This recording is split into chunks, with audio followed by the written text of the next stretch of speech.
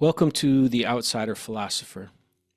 So if you stick around for the whole thing today, what I'm going to ultimately be getting into is the deeper meanings of Kurt Gödel's incompleteness theorems. So if you don't know who Kurt Gödel is, maybe go and check out his Wikipedia page, get a little bit more background on him. If you were to ask, 100 people who the greatest mind of the 20th century was, 98% of them will say Albert Einstein. And that may be true. But if you were to ask Albert Einstein who the greatest mind of the 20th century was, he would have said it was Kurt Gödel. He was on record saying that he chose Princeton for the privilege of walking home with Kurt Gödel in the evenings. So certainly not the first to explore the deeper meanings of Gödel's incompleteness theorems, but this thought experiment slash analogy that I've come up with as it relates to the phenomenon of qualia, I think may have something new to offer. And so that's the true purpose of this channel. I call myself the outsider philosopher, simply because I get that from outsider art. So there are, schooled artists. There are people who go to art school that, study the history of art and have, can cite all their influences, that sort of thing. And then there's something known in the art world as outsider artists, and they're just self-taught people who have created, just their own world. And some of my favorite artists come from that. And so that's where I come from. I'm not a schooled philosopher, and I don't have the formal chops to do philosophy at an academic level, but I've given great thought to some of these deeper issues, and I feel like I may have seen some things and may be able to bring some things that are new simply because of all of the conversations that I hear along these lines. I don't hear people bringing up these points. So let me just say also at the start that I really appreciate the people who have subscribed to my channel.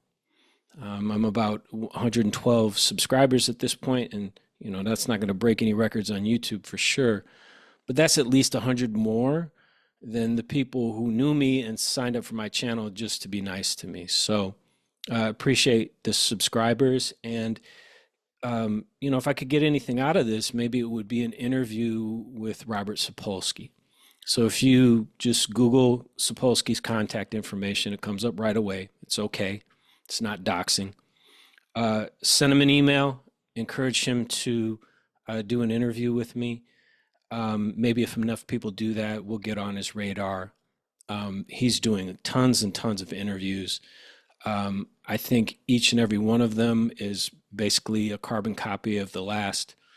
I would put forward some thought experiments that I think really get at the core of what's wrong with determinism, and I would love for him to respond to that.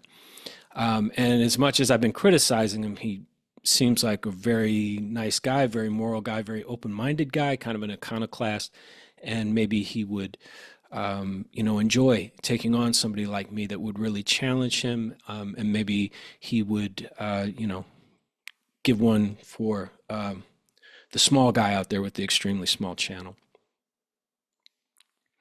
So I'm going to title this something along the lines of Gödel rages against Sapolsky and Dennett's machine.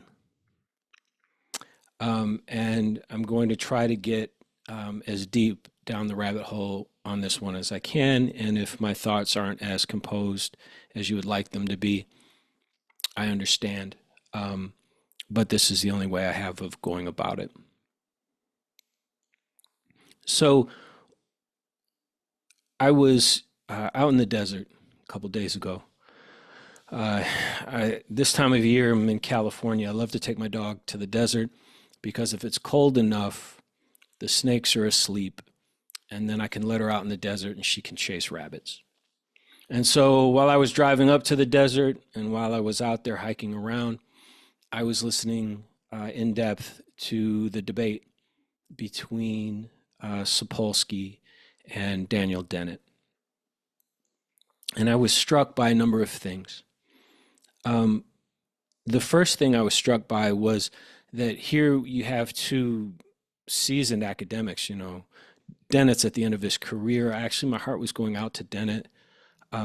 My father is getting towards the advanced stages of Parkinson's. An incredible mind, my father.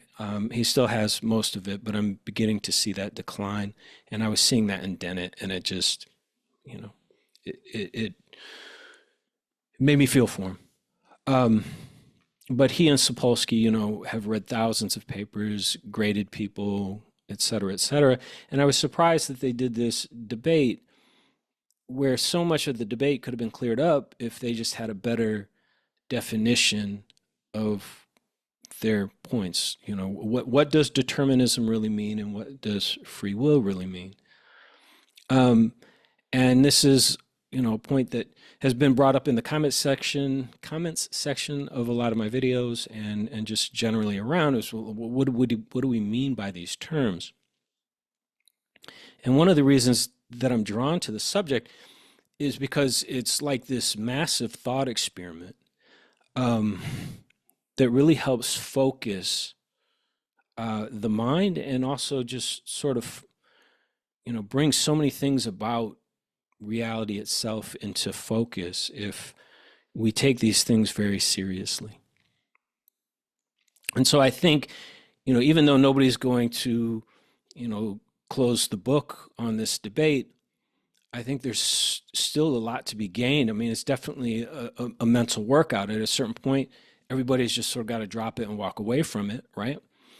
Because arguing about it is going to change the fact either way. But I still think there's a lot to be gained, and there's still realizations and epiphanies and understandings to be had. So if Sapolsky and Dennett had just spent time agreeing on what free will means and agreeing on what determinism means, I think there would have been a whole lot less to argue about for them, because I think they're basically on the same page and they're really just arguing over semantics. However, the difference between me and them is not a matter of semantics. So let me try to give a very precise definition of what free will means and what determinism means. So the free and free will is not, and this is, everything I say, this is, so says me. The free and free will is not freedom to do anything. It is not omniscience. It's not omnipotence. There is a line of arguing from determinists. I've heard this from Bernardo Kastrup. I've heard this from Sapolsky. I've heard this from Sam Harris, which essentially is an appeal to an argument from omniscience or omnipotence. If you had free will, you would know everything about why you made the decision. That's omnipotence. That's not necessarily free will. Though you can understand that, you start from an absolute notion of freedom, and so anything that impinges on that freedom then takes freedom out, and then you can say there is no free will. My belief is that the word free and free will is meant to mean that something stands outside of the physical laws. Something stands outside of physical causation. Something stands outside of the laws of physics as we know them, and makes a choice that is a choice between two possible futures. That is free will. For me, that free will would be a conscious self. Consciousness has free will, and consciousness using its free will is what intelligence is. So free will is the selection between two possible futures in a way that is not determined completely by the moment that comes before it or by all the forces that are present in that moment. Sapolsky says very clearly at places in his interviews that this would violate the laws of physics and would constitute magic. So free will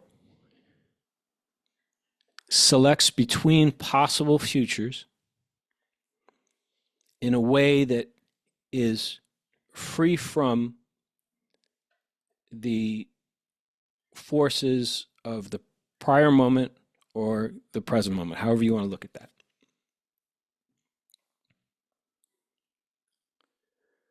In order for free will to exist, something like Sapolsky's magic has to exist.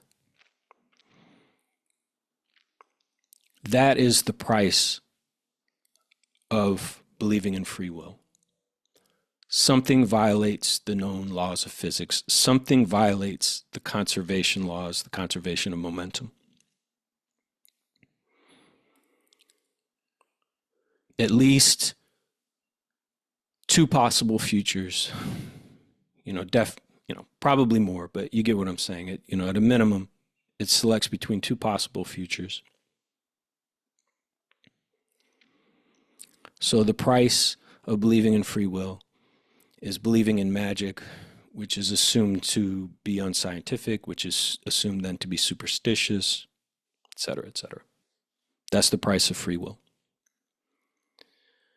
The price of determinism, right? Determinism is that the present is the perfect expression of forces of the past, which will perfectly express themselves into the future. And so, despite what people say, despite the way that they will equivocate, a belief in determinism is a belief in one future. One fixed future.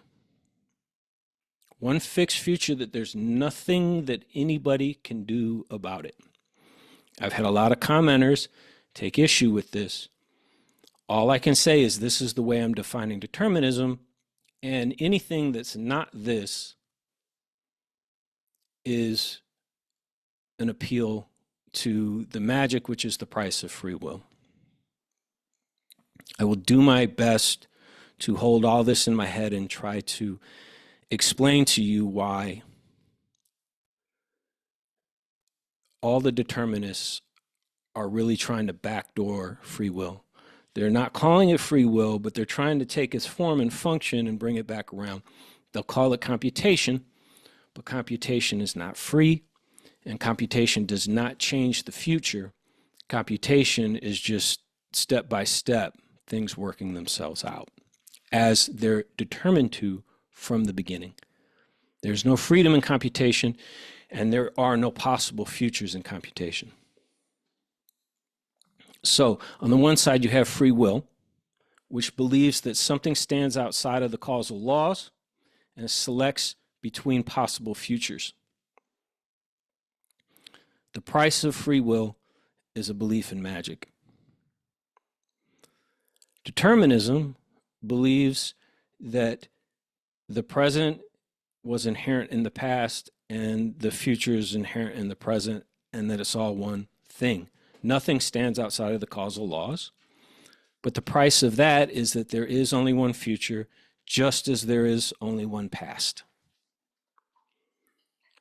I have yet to listen to a determinist or somebody who calls himself a determinist who's willing to pay this price. Sapolsky is being very misleading, saying that he holds a fringe view that there's absolutely no free will without then paying the price that there is one and only one future. If determinism is true, reality is just like watching a movie on a DVD. Where you are as far as the timestamp is concerned, whatever chapter you want to go to, whatever it is, the past of that movie, right? If the movie is 2 hours and you're at minute 60, the first hour is as fixed as the last hour is as fixed as the first hour. There is absolutely no wiggle room. This was why in my last video, I took issue with Sapolsky's opening statement in the debate, in which he says, I believe there's absolutely no free will whatsoever, and if people were to start believing that, we would live in a more moral world. One does not follow from the other. Even though he will make many apologies and he will equivocate, and I will try to do my best to explain how both he and Dennett are basically on the same page.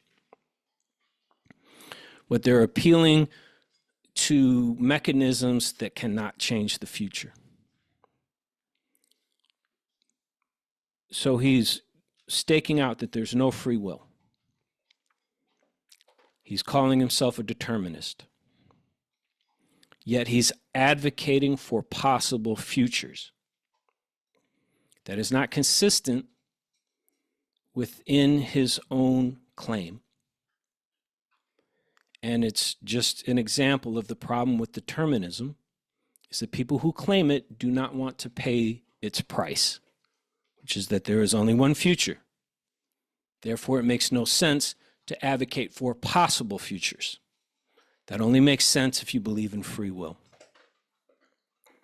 So, that is my attempt at making as rigorous a definition and contrast as I can between the two positions. Free will is selecting between possible futures at the price of believing in something like magic. Determinism is following the known laws of physics to a T at the price of having only one future that cannot be changed any more than you can change the end of a DVD. Okay. The other thing that I noticed, listening, very carefully, going back in places and re-listening to the debate, was that both Sapolsky and Dennett are determinists who go on to argue for conditioned free will, who both engage in obscurantism and who are both, at the end of the day, motivated by morality. So, why are they both determinists? Because they both at points agree that we are biological machines. And this is where all the confusion comes from. This is where, vast majority of the people who have criticized me in the comments believe that they are wrong but are being misled. The reason is no machine has ever been created that can change the future. So if your ontological belief about human beings is that we are biological machines and no machine can change the future, you believe in determinism. Now, if most people aren't going to have listened this long, but if people are listening to this all the way through and they're of the sort that would support Sapolsky, there. What are you talking about? Machines don't change the future. That's the whole point. No, machines do not change the future. Agents with free will use machines to change the future. The whole point of a machine is that it's a determined system. When I get in my car and I press the starter, it sends electricity to the spark plugs, which ignite the fuel and turn the engine, and that power, that momentum gets distributed to the wheels and to the air conditioning and to the stereo, and the car goes. The machine of my car does not change the future. That's why it's so reliable.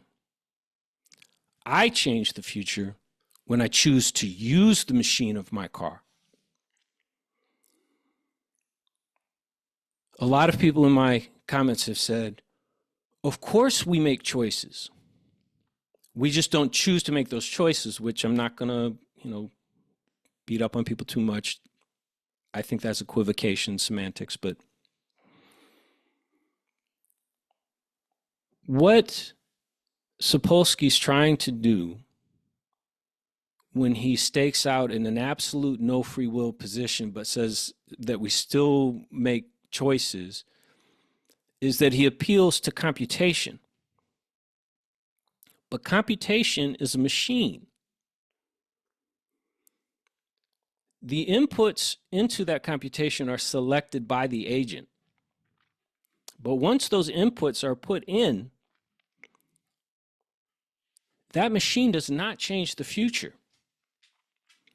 That is a literal domino chain. It's just an electric domino chain that sorts things out.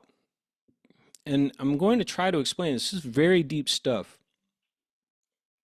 And I'm not saying I'm deep because it's deep. I'm just saying it's deep stuff.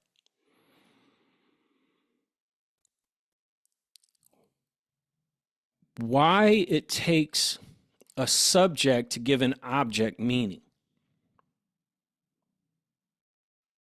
Computation in and of itself has no meaning. But choices are meaningful. Therefore, computation itself is not choice. Computation can help me make a choice. I can say that depending on what comes out at the other end of this computation, I'm going to do X or Y, or it's going to mean A or B. But the computation itself can't do that. No machine has ever been created that can change the future. They wouldn't be machines if they could. The process itself is determined. It's literally what determinism looks like. Again, it's like that DVD. That's computation. That's ones and zeros. But you play that DVD back 1,000 times and it will never change. It is determined. The only indeterminate part of that is whether you choose to interface with the DVD or not. And that's your choice. And yes, all choices imply a chooser and are based on the idea of free will. So, Dennett calls himself a determinist. And he's correct. Then, he's logically consistent when he says that he believes we are all biological machines. Dennett is a determinist because he says we are all biological machines, but he's inconsistent when he then says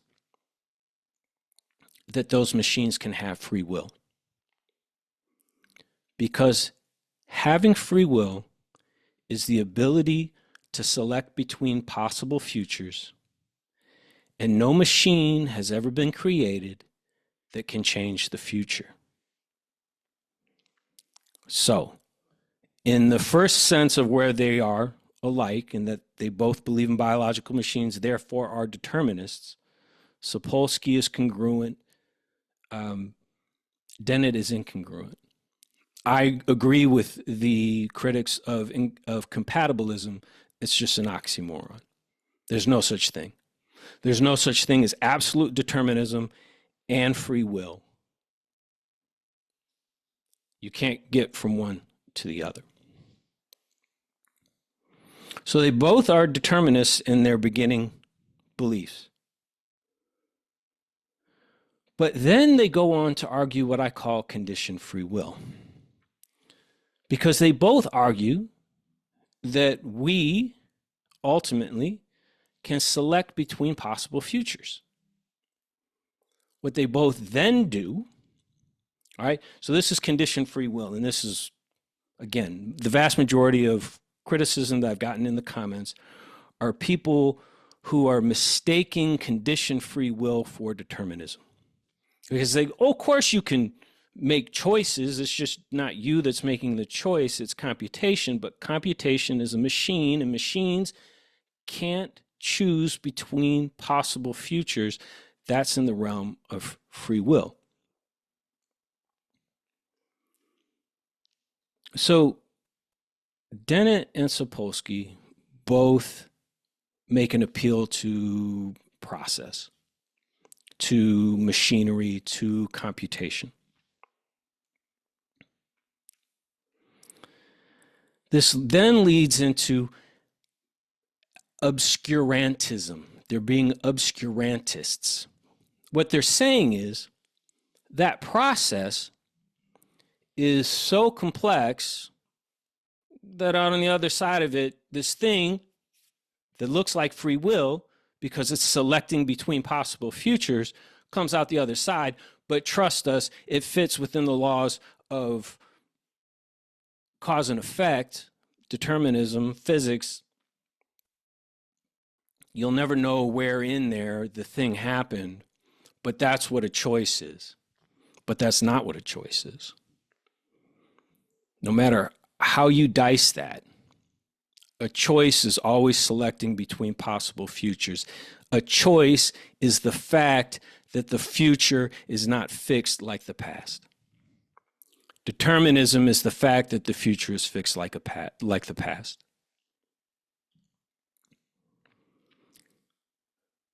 So they then go on to appeal to moral reason.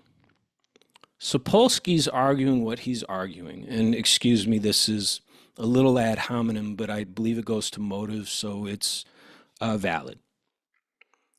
What I read from Sapolsky is that he's a bleeding heart liberal, and don't get me wrong, I've been a bleeding heart liberal most of my life.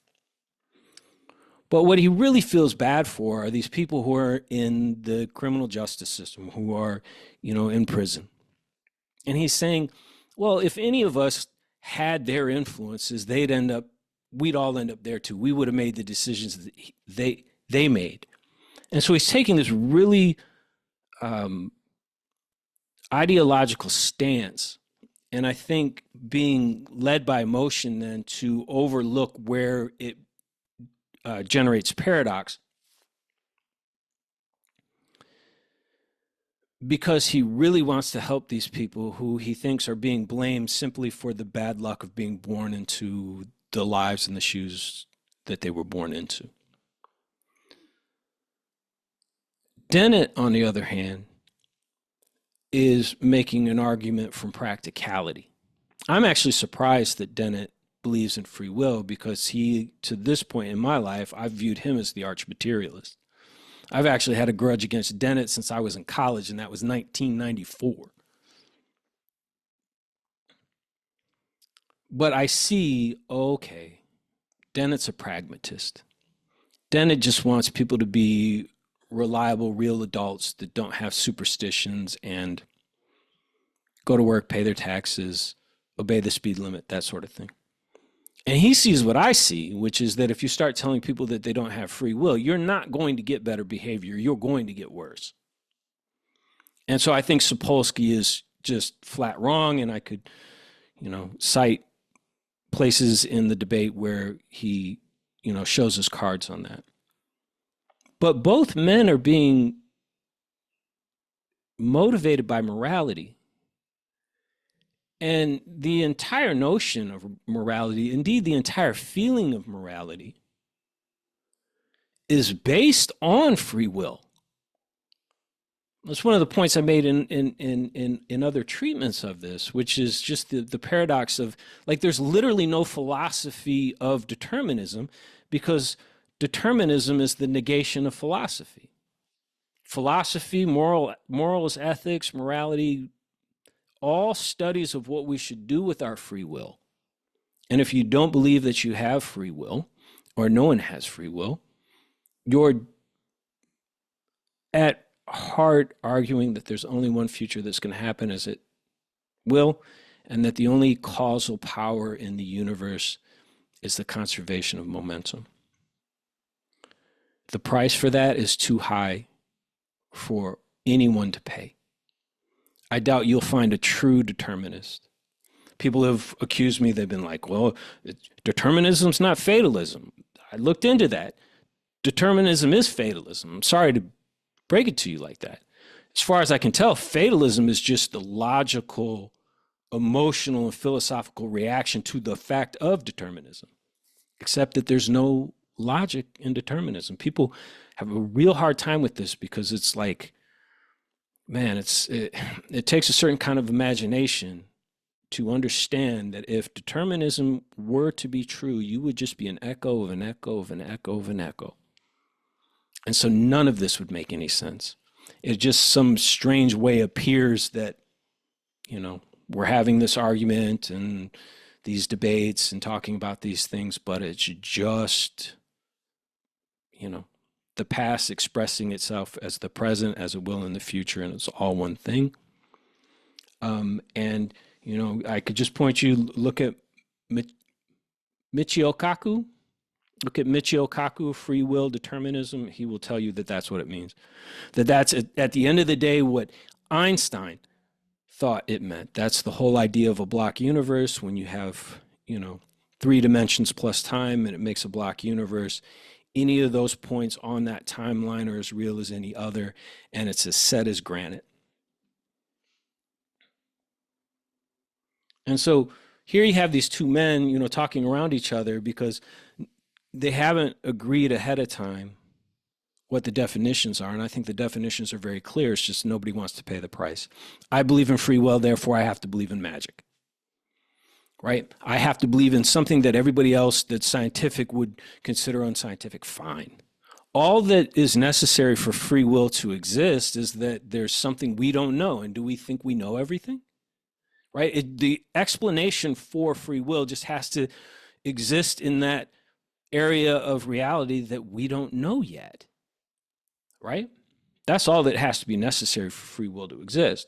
But if you don't want to believe in magic and you want to believe in determinism, then I'm sorry to break it to you, you have to believe in only one future. The future is as fixed as the past. That's the price you have to pay, and nobody wants to pay it. Sapolsky stakes out the most austere, no free will stance as he can, and then he tries to backdoor, jerry-rig, explain away how it is that you feel like you have decisions, you need to make decisions, you go through a decision-making process, but that's not free will. He advocates for a possible future.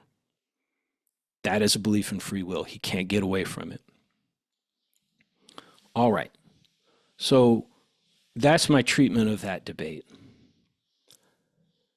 I want to get to Kurt Gödel's incompleteness theorems and why it undercuts both men. Both men in the debate agree with each other that we are biological machines. That means we are our particles, we are the atoms, molecules that our bodies are made of. That makes us finite beings. There's a lot of atoms, a lot of molecules, but there's a specific number of them. They interact however they interact. Again, it's obscurantism. How did they get here? Evolution. Okay, has anybody put together a model of what that would look like and put any mathematical definitions on that? No. It's just real messy and it's obscure. have at that maze if you'd like, right? That's the real logical dodge. By all means, wander into the maze and get lost and come back to us in 1,000 years when you come out on the other side. No, it's just really, messy and complicated, but clearly on the other side we make decisions, blah, blah, blah. They say we are machines. I say machines cannot change the future. People can change the future with machines. Machines themselves cannot change the future.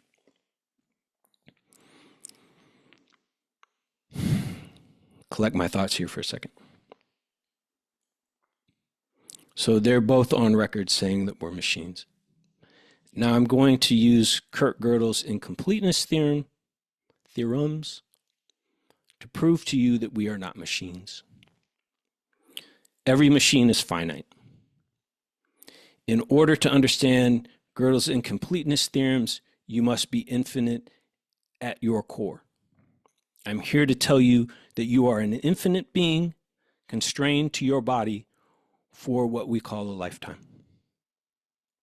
I'm going to use the work of the greatest logician in history, the man whom Einstein would have called the greatest mind of the 20th century, perhaps the greatest mind of all time, to explain to you that the only way that you can feel things, the only way that you can have what they call in consciousness studies qualia, is to be at your core an infinite being.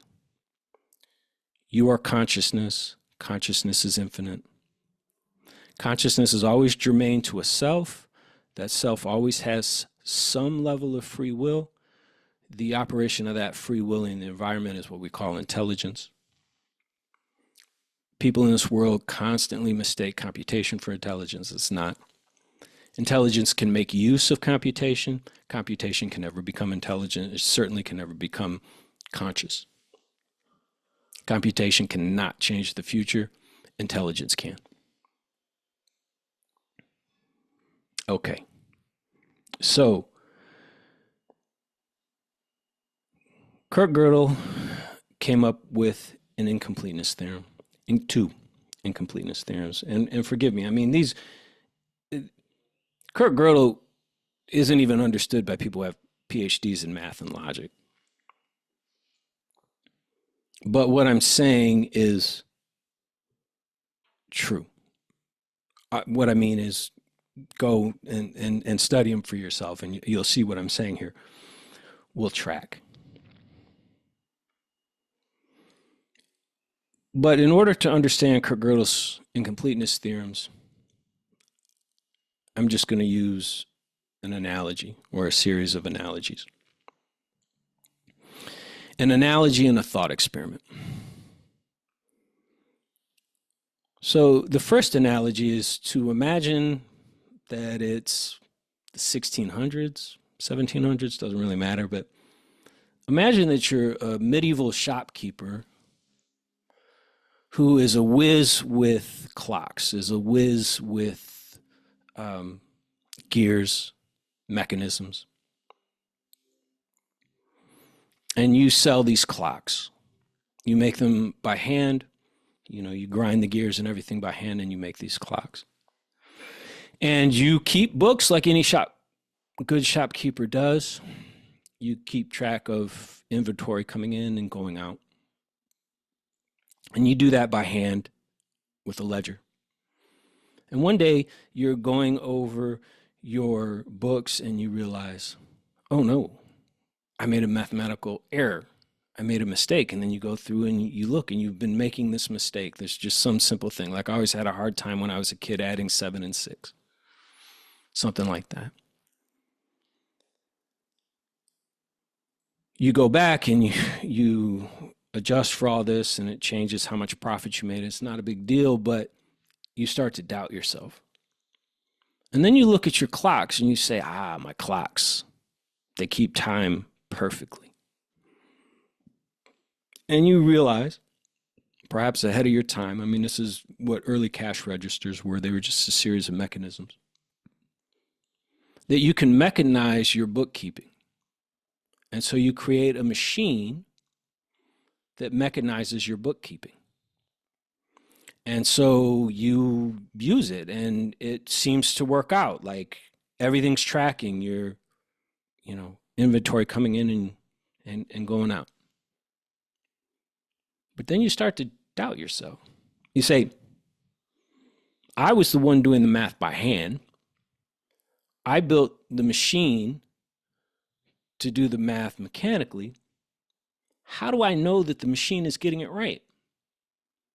It's not going to suffice for me to build a machine because I don't trust my handwritten math and then to judge the machine's accuracy by my handwritten math. So what do you do if you want to keep it mechanistic? You build a second machine. So you build a second machine, and thank goodness, thank the fates, thank physics, thank whatever. The second machine proves the first machine. But I think you see where I'm going with this, and I won't belabor the point too much. Well, how do you know your second machine is right? You could use the first machine to check the second machine, but you build the second machine to check the first machine. So you build a third machine that verifies the second machine, that verifies the first machine, which verifies your handwritten math, but now you don't trust the third machine, and so you build another one and another one and another one. And that's an infinite regress. And that's in an analogical version what Gödel's incompleteness theorems show. Gödel found a way to do math with math, but what it showed was there was always something that you had to hold as true that the system itself couldn't prove. And that thing that you held as true, you could prove with math, but you had to create yet another axiom to prove that first axiom. It's an infinite regress. This is what Gödel showed. Okay. What's the point? And this is where I feel like perhaps this is something that may be new. This is why I, as the outsider philosopher, would bother with a channel like this on a personal level, is that maybe the way I'm applying Gödel's incompleteness theorem to the problem of free will, consciousness, artificial intelligence is new. But maybe it's not. I originally got this idea from reading Daniel Dennett himself. I read a book called Darwin's Dangerous Idea by Daniel Dennett, and it read to me like a secret confessional. Like he was like, the subtext was like, here's all the reasons why I'm not right, and maybe somebody out there will get what I'm saying. It was almost like confession of a guilty mind. This is what worries me, and this is what I know undercuts my own positions on things. So the problem of the infinite regress of mechanical adding machines is the problem of knowing. It's the problem of authority. At a certain point, you as that shopkeeper just has got to say, hey, 2 + 2 = 4. There's no way to formalize it in a way that doesn't get back to me just going, oh yeah, 2 + 2 = 4. I, as a conscious being, am always the proof of whatever I'm looking at. I am always the authority. The inside is always the authority. The outside can never know. I can never take that authority, that's the knowing that's inside, and put it on some system. There will always be something missing from that system that I have to supply. That's the matter of authority. Now we're going to get to qualia. So qualia is the feeling, right? The wind blows and you feel it, the feel of the wind. The sound of the wind isn't just the movement of air molecules. There's something that it's like to experience that. And when qualia comes up in relation to consciousness, it's almost like the mistake is to just think of qualia as being one thing in consciousness. That's not what it is. if all of consciousness is the jigsaw puzzle, qualia is every piece of that jigsaw puzzle. Consciousness itself has a qualia, is qualia. It's made up of qualia. There's no spot in consciousness that is not qualia. Qualia is the problem of authority. Qualia is the thing that is missing from the machine. Okay, so Sapolsky and Dennett claim that we are machines. Therefore, at some level, they must believe, maybe it's beyond the realm of practical, but they must believe that theoretically, artificial intelligence can be real in the real sense, the way it's supposed to be meant. What they call AGI now, artificial general intelligence, as if that's somehow different from artificial intelligence. What it means is, can computers become sentient? Can they become conscious? Can they become like you or I? Was listening to Lex Friedman today. He was talking to Mike Levin. Thank you to a new subscriber of mine for recommending that I get into Mike Levin. But they were talking about the ramifications of artificial intelligence, and Lex Friedman was saying that he thought there's someday there will be a robot civil rights movement. There will not be. Here's why.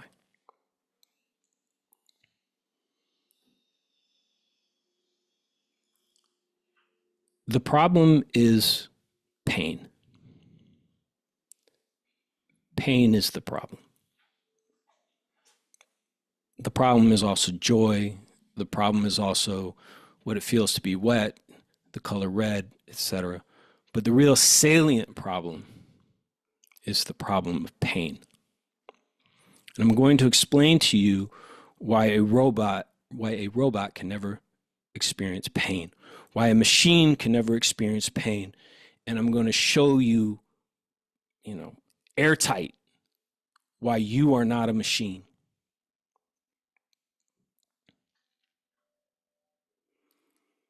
A machine is a finite system. It has a finite number of internal working parts, down to the atom, down to the particles of the atoms, down to the particles the atoms are made of. It has some finite number.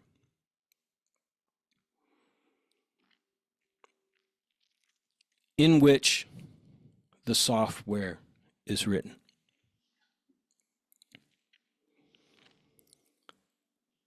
Let's say you're standing there with your friend, and for some absurd reason, you start talking about pain, and you say you feel pain, and your friend says he feels pain, or she feels pain, or they feel pain, and you don't believe each other.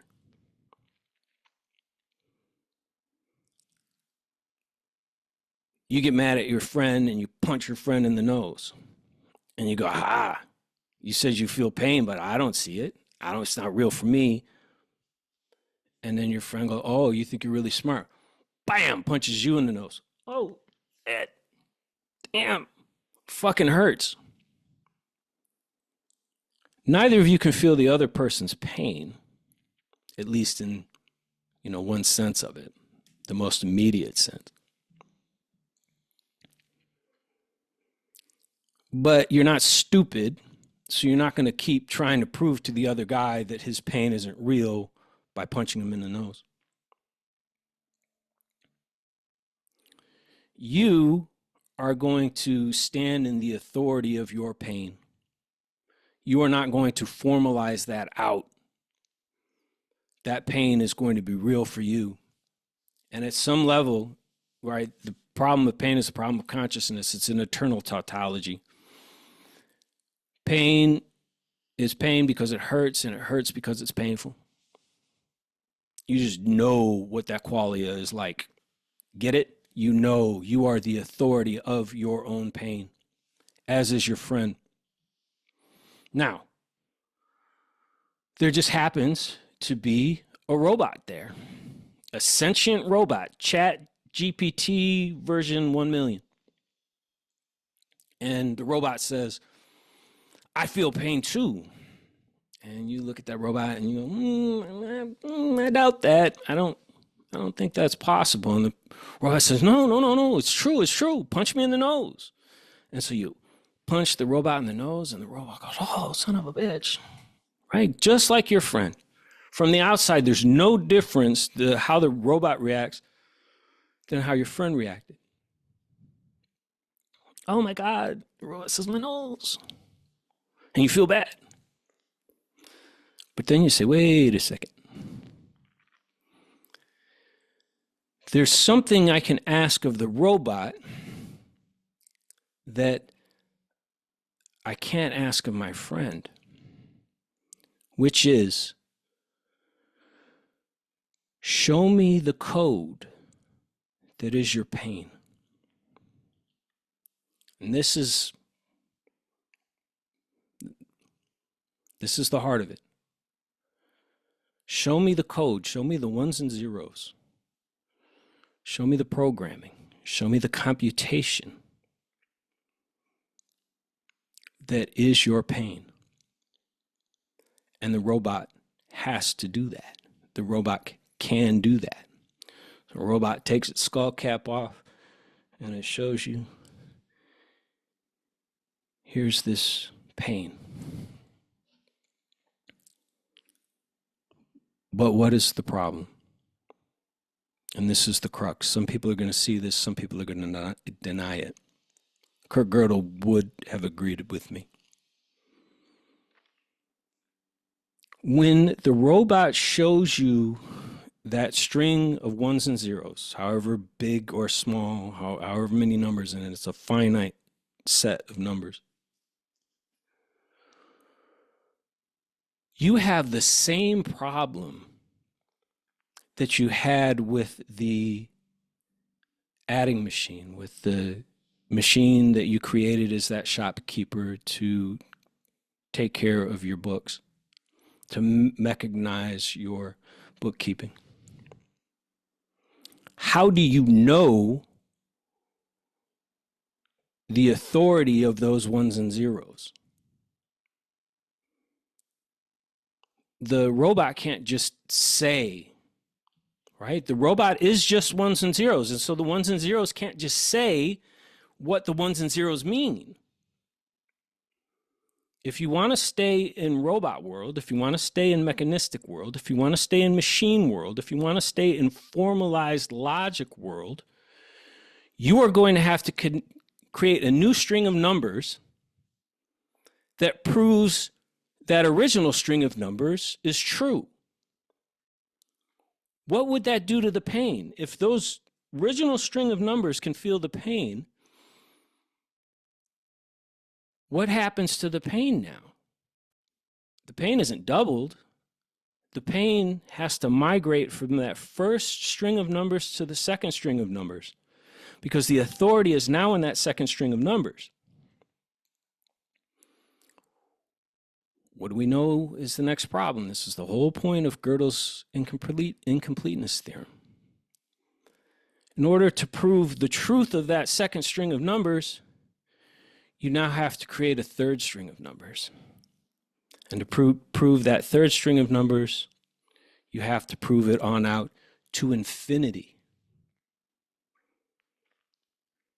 Which means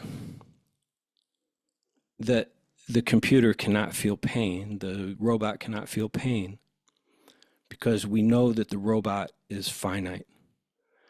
No matter how big the robot is, at a certain point, it will run out of digits. It will run out of ones and zeros.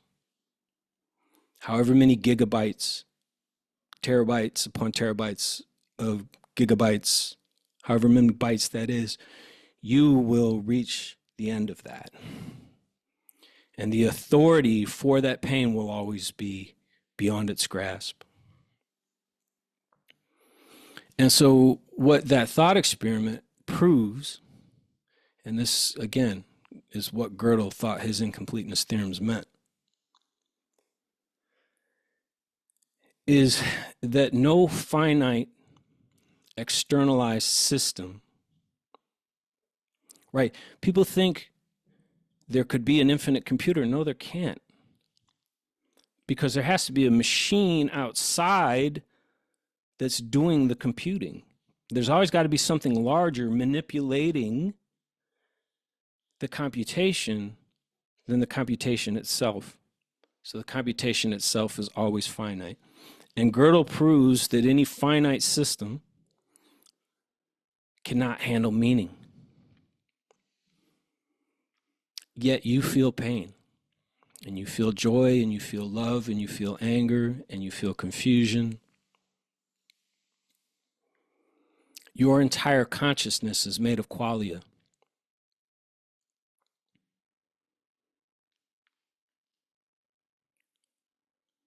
So you must be infinite. It's the only conclusion that's left. So these bodies, which are finite, house your consciousness, which is infinite. And this consciousness has free will. It can select between futures. And that selection between futures is action in the physical world, the material world, and that action is what we call intelligence. It may use computation, but computation cannot change the future, because that's what computation is. It's a determined system from the beginning to the end. It's a section of determined time, but the thing that sets it into action is outside of that. And so you are not a machine, and we are not machines. And this notion that what making a choice is computation is absurd on its face, because we use qualia to make decisions. And we understand our decisions as having meaning, which is itself a qualia state that has a quality to it, that has a feeling to it. And so you're using feelings with other feelings to lead to more feelings, and that's like infinity plus infinity adding to infinity. That's exactly what it is. And so no computational system could ever do that.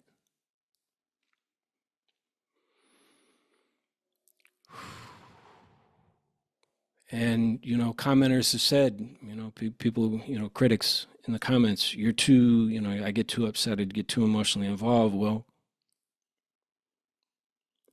I'm listening to Robert Sapolsky and Daniel Dennett, who are as accomplished academics as you can get. There are personal reasons why.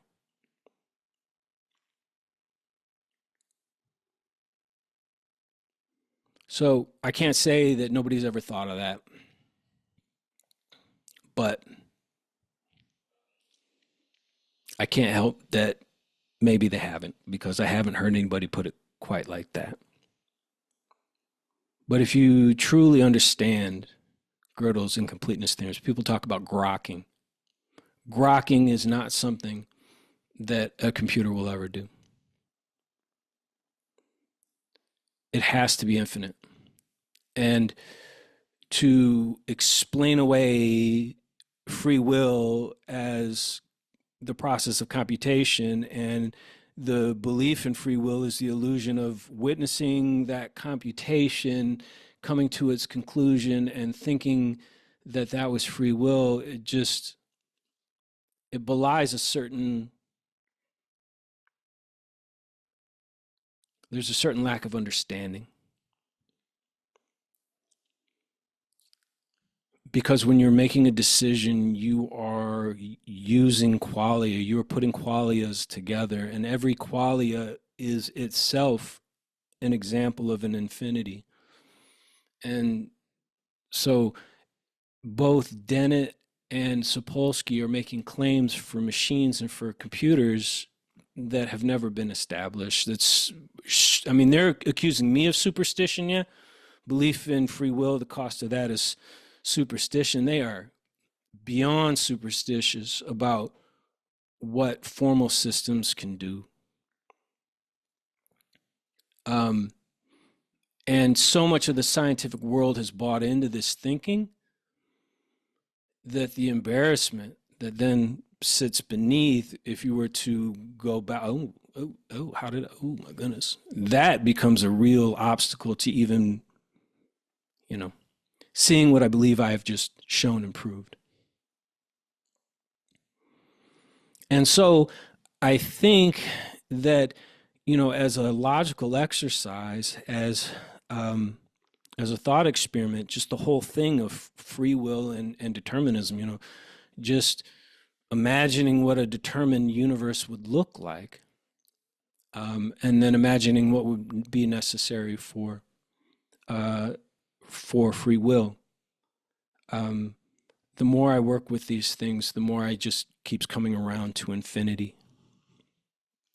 You are an infinite being. Consciousness is an infinite substrate. I was listening to Sam Harris talk about ChatGPT, and he says, we now know that intelligence is substrate independent. And that was great, because I was like, no. Computation is substrate independent. Intelligence is substrate infinite. Consciousness is substrate infinite. Free will is substrate infinite.